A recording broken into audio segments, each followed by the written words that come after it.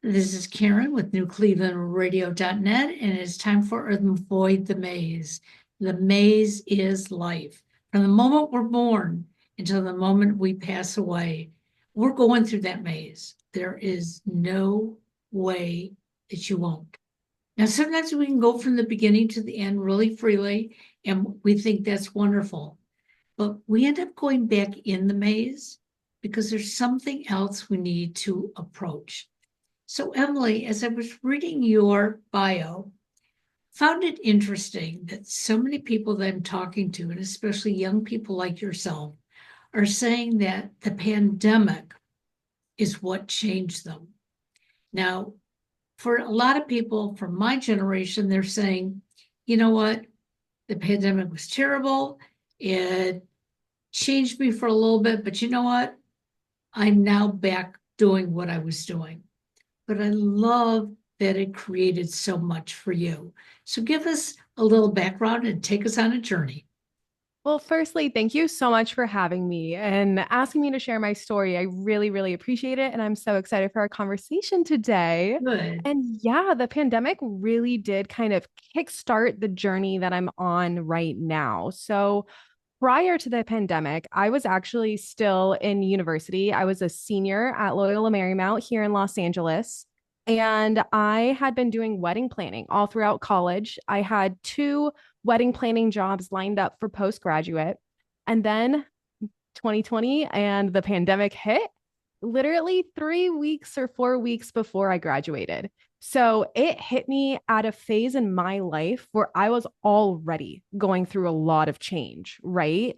And because the lockdown began, weddings stopped. That's The right. industry, yeah, the industry really went on hold.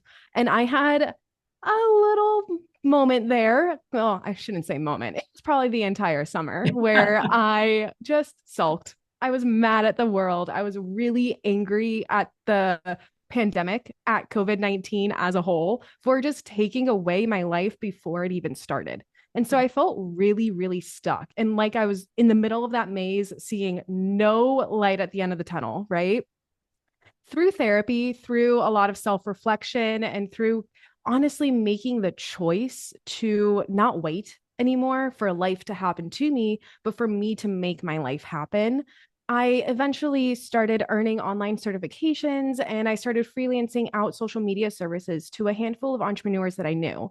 And the pandemic actually gave me that option because prior to the pandemic, I never considered working from home. I have Sure. never considered working for myself, right? Being a freelancer, running my own business, even if it was small, that just never crossed my mind. So, being in the pandemic, not being able to go into the office and to do all these interviews or do the life that I thought I was going to be doing, it opened up the doors, right? And I chose to step through those doors. A lot of people chose to stay stuck. I was like, you know what? I'm done. I'm tired of being stuck. I really want to make something in my life. And so I chose to walk through those doors and to pivot. And I started working with a handful of entrepreneurs that I knew at the time, helping them with their social media services. And I realized that none of these entrepreneurs had work life balance. None of these entrepreneurs had the systems to help them hit their goals. And a lot of their mindsets were really keeping them stuck and unproductive.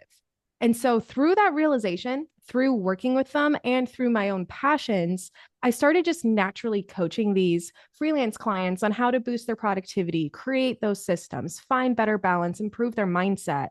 And I actually helped so many of them out so much so that they suggested I start my own coaching business.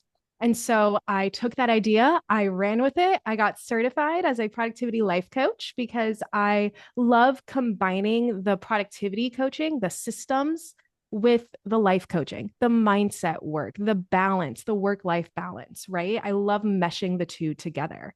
And so nowadays, I am all about empowering people to overcome different mindset hurdles and systemize their work from home life so that way they can actually achieve true work from home life balance. I think your generation is ready to do that because Mm-hmm. I think they've seen their parents and grandparents thinking that they had to work 9 to 5 plus overtime. And they would drive wherever the distance was to go to work. They didn't think Yep. about, I need this to be within 10 minutes of my home so I can be home. I know I guess I was around 9 years old. My dad was offered a job, which was a good, back then, 45 minutes away. Yeah. Today, with the freeways, it probably would have been 20 minutes, but he had to drive all these back roads. And he would leave at 6 o'clock in the morning Mm-hmm. and he'd get home around 6:30 in the evening. My mother also went back to work, and the school district where she went to work for, again, today, a 10-minute ride, back then, a 30-minute ride. Right. But they felt they had to do this. They Exactly. needed to maintain the home, make sure their kids went to college, and all those things. And I picked up from my parents that same Oh, yeah. mindset. And it wasn't until I was in my 60s that I took a deep breath and said, what am I doing? Yeah. And I could say, yes, I maybe liked my job, but the Mhm. more I worked it, the longer I worked it. Yeah. So we didn't know the difference. We thought that Totally. the way to go. What is different about the younger generation, especially since the pandemic, that has said, no, I'm I'm not going back into the office, or if I Mhm. am going back into the office, it's going to be hybrid, and I need X amount of time for me to Mhm. develop a life outside of work. Yeah. So I think number one, thank you for sharing that. I think that experience is so relatable, right? And I even like look back at my childhood and I remember my dad. I mean, he was an entrepreneur and he was also a professor. So he had multiple jobs and he would be gone all day long. He would miss most family dinners and we felt it at home, right? And as a kid, it always felt to me like work mattered more to my dad than being at dinner, than being with me, right? And I grew up with that. And I grew up always, I remember as a little kid being like, this can't be it. Like there has to be a different way. Like you should be able to do your work life and still come home and have a life. That just never made sense to me Right. as a kid. And I think that's probably triggered the foundation of what I'm doing today, honestly, right? And so a lot of kids and a lot of people now look back as when they were kids and we're realizing these experiences. And I think that goes to show the number one amount of growth and emotional awareness generations are now really focusing on. I think there's been a massive shift in the stigma against mental health. Especially younger generations really understand that mental health has to do with everything, right? There, it's not siloed. It your mental health really depends on, or I should say, really boosts or like depletes Right. your work performance, your relationships, your happiness, your hobbies, all of the things, all of the life domains. So younger generations are really understanding that because we're seeing what our parents did and we're getting curious. We're getting a little argumentative too by saying, like, hey, do we have to do it that way? Why not think of another way? And I think the pandemic had a lot to do with that because without the pandemic, we never would have been forced to see other possibilities, to see other Absolutely. ways of going about it. Right. So, like the two kind of working together, I think is a really big cause of younger generations wanting to have that balance. And I think another reason, and one of the big reasons why I started my own business was because a lot of the productivity advice that we see nowadays, it's really outdated, right? It's really meant for like the 1950s corporate Yes. era, right? Like that's when hustling was created. And that's also when this mentality of, I have to do it all, I have no choice. I have to get it done. Like doing it all really started seeping into our identity, right? And I think nowadays, now that we're not in that 1950s corporate office era anymore, we're in the modern, multifaceted work from home era. We're realizing, hey, those productivity pieces, like that advice, that doesn't fit with me. That doesn't make sense for me. That doesn't help me. In fact, that actually keeps me stuck. That holds me back.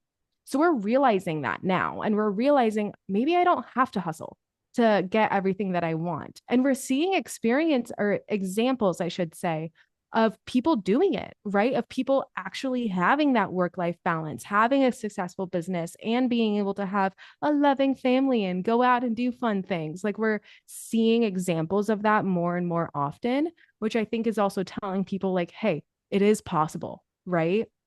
So, and I'm also saying in the younger generation that all the things that mom and dad have collected over the years are not that necessary for them to have.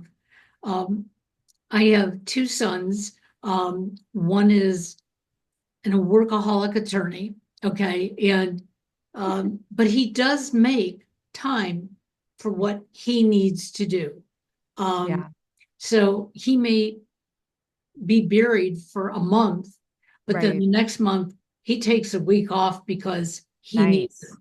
So he's figured that out. My youngest works in sports, Mm, and there are days that he can't leave after 8 hours. It makes no difference. He's going to work a 10, 12 hour day. right. I didn't understand with him in the beginning when he was working in sports, and especially when he was still living at home. It'd be his day off, and he'd put a sign on his door, do not disturb. And he would sleep for 12, 13 hours. Wow. And he'd come out, get something to eat, and go right back in. And I would say to him, come on, it's your day off. Don't you want to do something? And he Mm, looked at me and he said, no, this is what I need.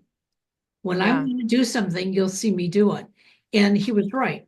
yeah, Maybe 2 days later, even after working a 12-hour day, he went out with his friends. right. He found that balance.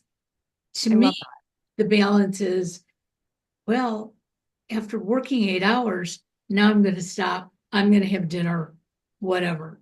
Exactly. My life isn't like that either. And so I Right. Well, understand that yep. flexibility is what we need.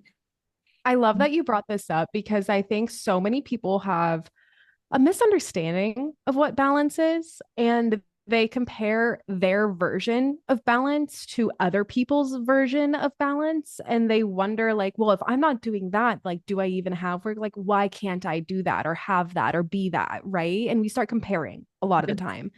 And what I always remind my coaching clients is that number one, balance is a choice. And it's a choice that you have to make over and over and over and over again in the smallest of ways throughout the day. Right. And so the choices I make are going to be very different from the choices that you make. And the reason being is I live a very different life than you. And my lifestyle, my workload, my goals, they all are different from you. So I'm not going to have the same version of balance as you, but I am going to have a version of balance that enables me to be my most successful self. And that's what you need to look for too. And so for your sons, if sleeping an entire day and then having then the energy to go out after that, that's his version of balance, right? He's figured that out. He's found a system that aligns with his energy patterns, his thought patterns, his rhythms, and his workload. That's beautiful. That's what balance is all about. Now, we all have to do that for ourselves too. And I always encourage people to start really small, right? Like if you, for example, I think this is one of the most relevant examples because this is one that almost every one of my coaching clients does. But very few people actually say what time of the day they're going to end work, right? And then they end up working into their evenings. They might be at dinner, making dinner, sitting on the couch with family or whatever on their phone, checking their email, replying to people, right? There's actually no separation. Yeah, So maybe that first boundary and that first choice that you can make to reclaim that balance again is to actually set a end time for your workday and then to commit to not checking your email after that. That's a big change. And so, don't do any other change. Just focus on that one. Empower yourself to feel comfortable with that change. Once you are, then go ahead and add another change, right? But don't try to overhaul your routine to find this arbitrary balance that you don't even know yet.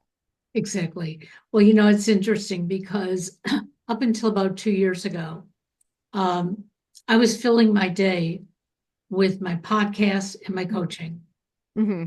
And if somebody said, I'm available at 7 o'clock at night, I can't do it at 3 in the afternoon, I just automatically switched it. And I started to feel burned out. Mm, And my husband gets home from work about 6:30, yeah. and he wants dinner, and I want to spend time with him, but I wasn't. I was putting the dinner on the table and Right. I was going into my office. Right. And he never complained. He Mm, realized that was my job. But I kept thinking, why am I trying to please other people? And I'm yeah. not pleasing myself for him. So I went ahead and I put down that my three basic days of work are Monday, Tuesday, and Wednesday.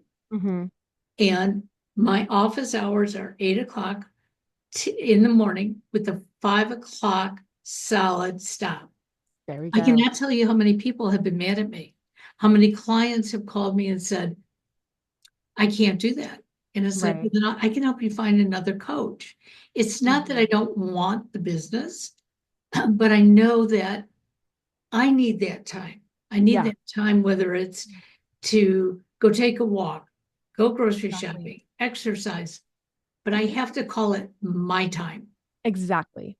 And Exactly. when somebody's asking to be accommodated for, well, they're asking for that to be their time. So Mm-hmm. I agree with you. We are all different, and we can't compare what those stops are and what they Totally. are. I mean, you might choose to work 12 hours a day Yeah. because it fulfills you. Totally. It's okay. Exactly. Right. And I think I love what you just said because you really spoke to a big reason why so many people are afraid to make the choices that give them more balance, to set those kind of boundaries. And it's really because not of anything having to do with you, but more your fear of how other people are going to react. So, kind of like how you said, a lot of your clients were then upset with you and frustrated with you, and you potentially even lost a little bit of business there, right? That idea can be really scary to some Oh, people. So they're absolutely. Yeah. more willing, exactly, right? So they're more willing to sit in the lack of balance, sit in being stuck, and also sit in the resentment towards those people who are breaking boundaries that you haven't even shared with them.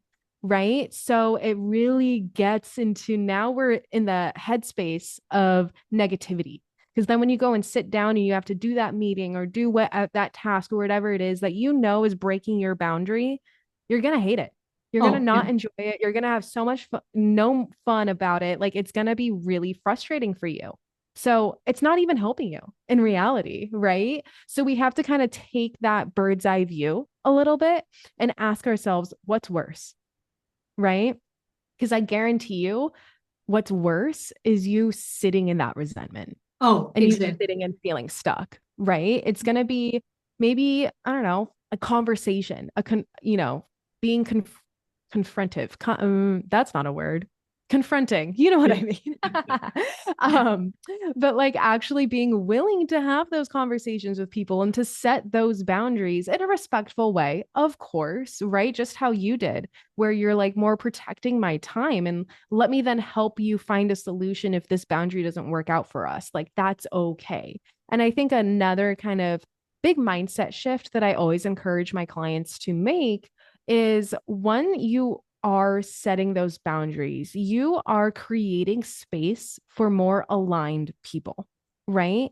You don't want people in your life who are going to disrespect your boundaries, who are going to make you feel bad about you taking care of yourself. That's not the kind of clientele we want. That's not the kind of friendships we want. Like it kind of gives you insight into, you know what?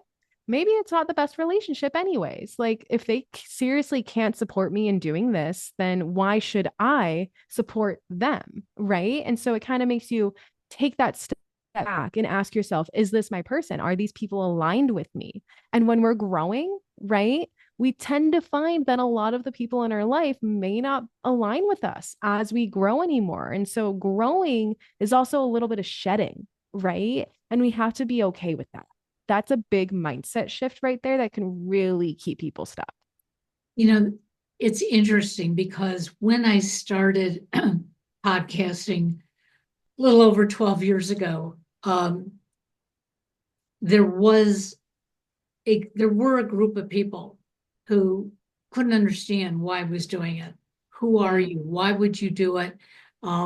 What's your experience? They didn't know a lot about my past. They didn't know where my education was taking me. They didn't know what my Right. dreams were. And when I chose to do it, my husband laughed at first. He said, "Really?" And I said, "Yeah." And he goes, "What are you going to do with it?" I said, "I don't know yet, but I'm going to take the steps." Yeah. He no longer laughs. Okay. Yeah. I Um, bet not. and I was so glad that he did, because it sort of took the pressure off of me. Well, you don't expect much Mhm. from this. So if after my first podcast I give up, you're going to say, okay, no big deal. But Right. if who I thought were true friends just walk away, it was like, who do you Wow. think you are? And even to this day, I will hear through other friends, so and so doesn't know why you do this. And when I started coaching, that was the same thing. It was like, Yeah. look at that was my education, that I went for the certifications, which in reality, we all know you don't have to have, but you know Right. what? It surely helps you Oh, yeah. in doing the job. Totally. So it was like, I don't need to answer to them. In the beginning, I felt Yeah. I had to, but I don't anymore. And that's what I tell my clients. You're going to see a shift. There are Yeah. going to be some people who are going to drop away from you. Hmm. You may drop away from others. If you are committed to whatever that change is, then that's the right thing for you to do. If you're not Yeah. committed, then don't even take the next step, because Right. it's it's not worth what you might lose. It may be worth what you're going to gain, but if you're not ready, now's not the time. But Yeah. your coaching is a little bit different. Can you explain Hmm. how your life coaching is most likely different than mine?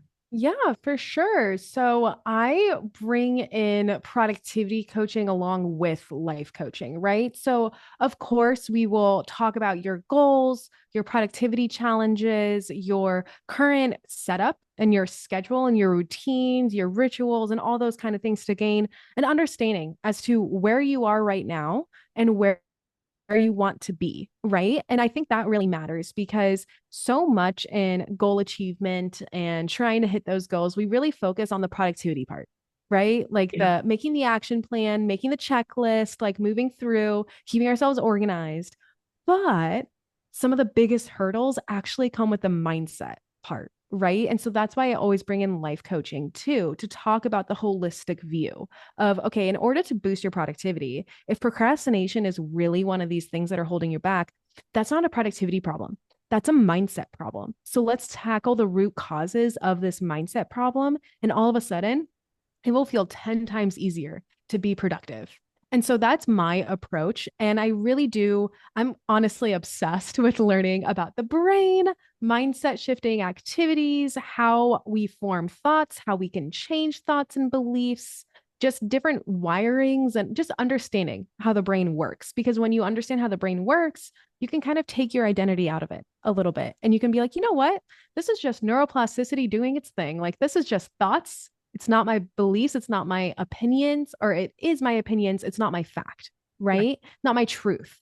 And so, like, when you can have tools like that that are grounded in neuroscience that really help you tackle the root causes of your productivity struggles and your balance struggles, and then you form kind of an action plan very slowly. My motto is move 1% forward. So if you can have an action plan that pushes you 1% each and every day, that's going to be way more realistic and empowering and fun to do versus trying to just force yourself to tackle this goal really quickly, all or nothing mentality, getting stuck, reverting backwards, beating yourself up, and repeat. We want to avoid that. We're all tired of that cycle. We want to step out of it. Well, and I think it's really important that we all understand we have an inner voice. Okay. Yes. Um, I remember the first coaching session I went to for myself. This is probably 11 years ago. And the coach was saying, "So what does your little voice tell you?"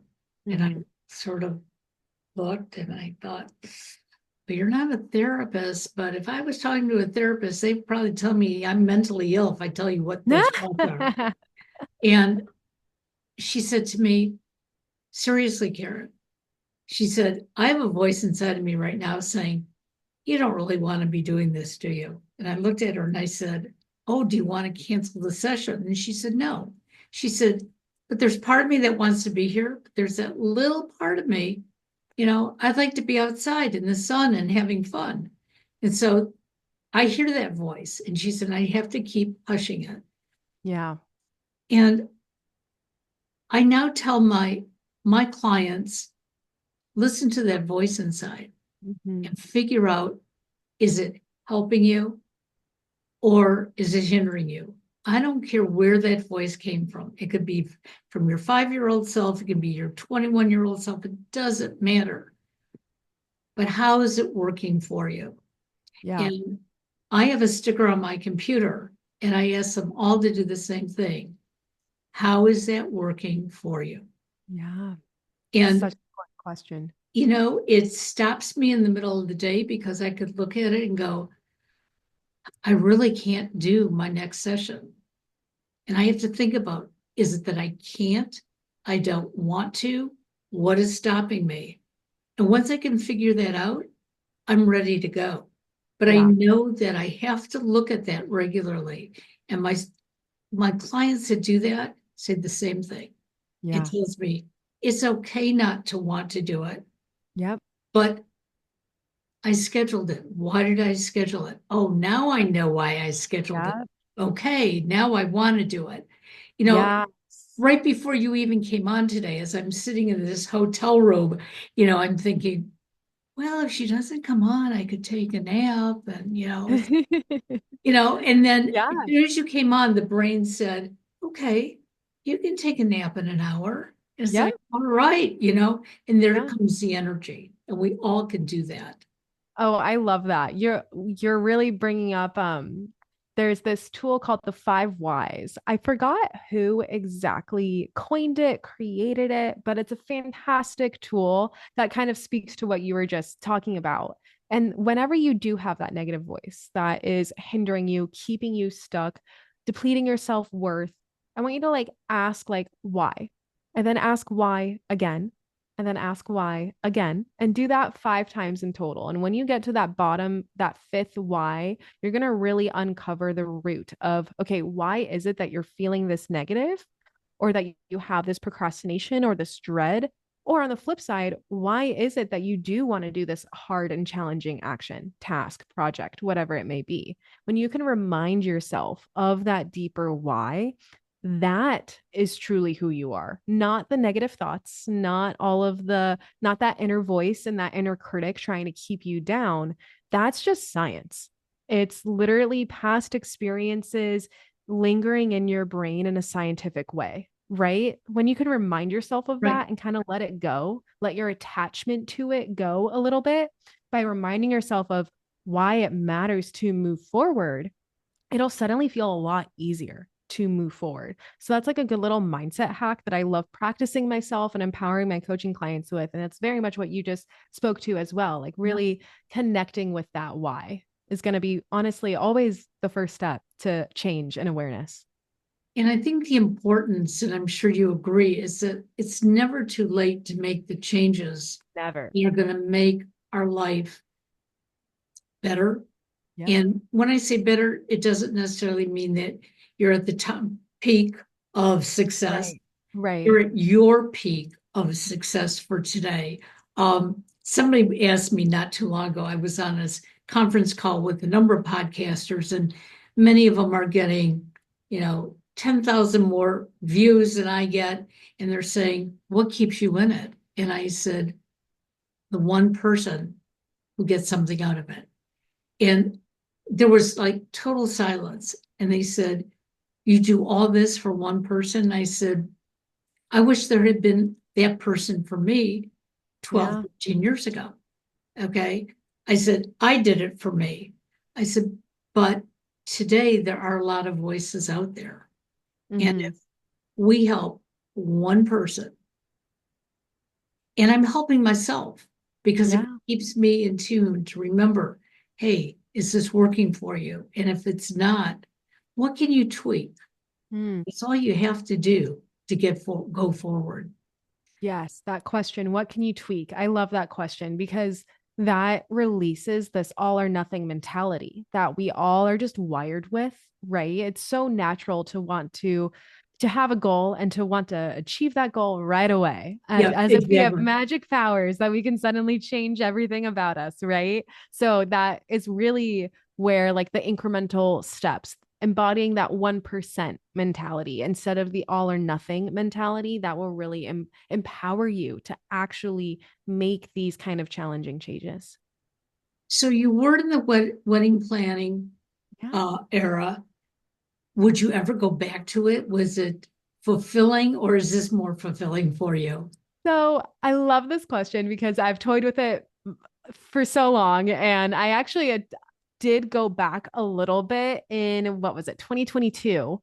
And I actually decided then that my coaching and the business I'm building is a bit more fulfilling for me at this moment in life, right? That's Right? not to say that one day I may go back to it. Who knows? The door is always open. I do love the creativeness of it. I love also creating somebody's magical day. That to me was always the best part, like empowering somebody and seeing the smiles, seeing them actually love the day. That to me is what made it all worth it. So if Sure. I get that every session, then it's actually a lot more Getting it. empowering for me, right? To see the growth and the changes in each and every session that I have with my coaching clients. There's always a light bulb moment that we have together. And I love that. So Yeah, for the time being, I'm going to stick with my coaching, I but who love that. knows? Because prior to the pandemic, my husband and I, we were doing wedding photography. Oh, fun. And I, it wasn't doing the photography, it was going back and going through the photography that made me feel good. Yeah, I bet.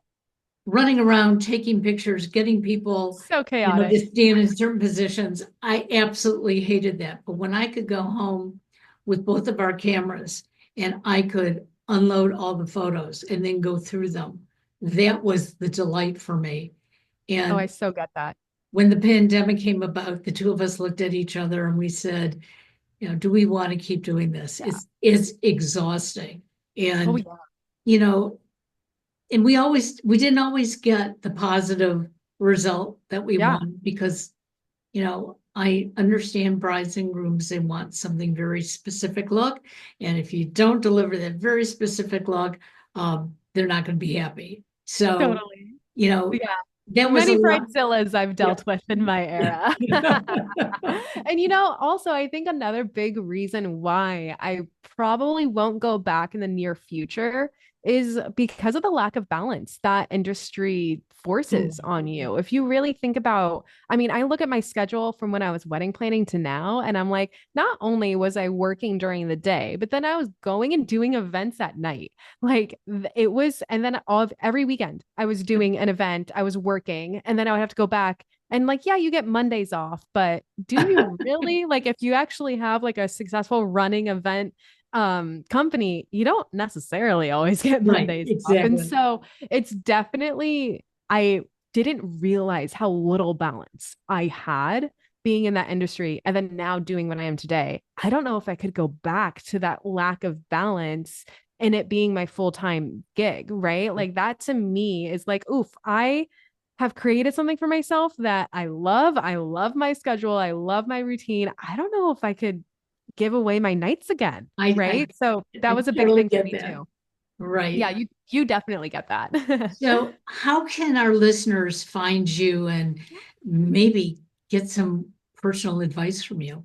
Oh, please. So, you can find me on my website, theproductivityflow.com. And if you are interested in joining me for a free productivity alignment session, I would love to. This free call, it's not about selling you my coaching or anything like that. It is purely about helping you get kickstarted on the journey to being your most balanced and productive self. So, what we'll do in this free call, you fill out a short questionnaire to help me learn a little bit about you. And then in the call, we'll uncover which systems or productivity tools, strategies you are currently using that's actually backfiring. That's actually keeping you stuck. And we'll pinpoint some immediate shifts that you can start making. So that way you can actually feeling that progress and momentum, and you can actually start seeing a light at the end of the tunnel. So that's what my free call is all about. It's called a productivity alignment session. So definitely join me for that. We'll have all that in the show notes. And I Perfect. want to thank you for joining us. I feel energized. I don't think I'm going to take that nap now. There we go. I'm coming up with some ideas, so I probably will write a new blog. Oh, Have a fun. great day. Thank you for joining us. Thank you Yeah. so much. This was so Bye-bye lovely. now.